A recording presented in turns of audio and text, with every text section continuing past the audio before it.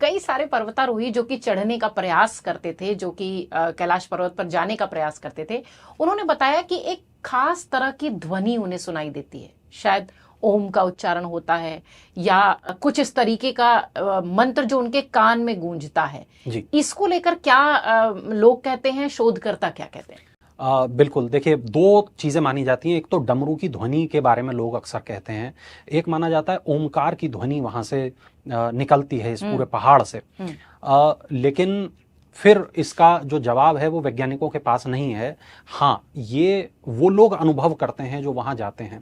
जब उन लोगों से, कुछ ऐसे लोगों को मैंने सुना जिन्होंने इस बात को कहा कि वो वहां पर थे जिस वक्त उन्होंने इस ध्वनि को महसूस किया, उन्होंने अपने कानों से उसको सुना। लेकिन ये ध्वनि भी कई तरीके की हो सकती है। जिस तरह की चुंबकीय तरंगों के बारे में हम शुरुआत से बात कर रहे हैं, ये ध्वनि कहीं उन तरंगों से तो नहीं बनी।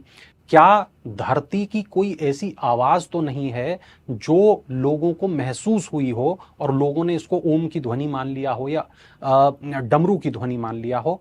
क्योंकि हमारी धरती से कई तरीके की आवाजें अक्सर आती रहती हैं। हमने देखा कि बहुत सारी हमारी ऐसी जगह हैं जहां से आग निकलती है, मीथेन के जलने से आग निकलती है।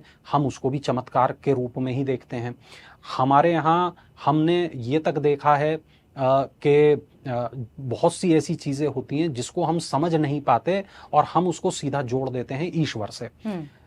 आप जैसे ही इस पहलू को अलग हटाएंगे, जैसे ही हम ये समझेंगे कि ठीक है ये बहुत ज्यादा वैज्ञानिक बातें हो गई, हम अध्यात्म की तरफ चलेंगे, वैसे ही हम इस बात को मान लेंगे, स्वीकार कर लेंगे कि हाँ, ये आवाज ओंकार की आवाज है, ये आवाज डमरू की आवाज है, ये आवाज वो डिवाइन आवाज है जिसकी तलाश ही में तो शायद मैं यहाँ आया था। इसी को सुनने के लिए तो मैं आया था और इसी शांति की खोज में मैं भगवान शिव के द्वार तक पहुंचा हूं।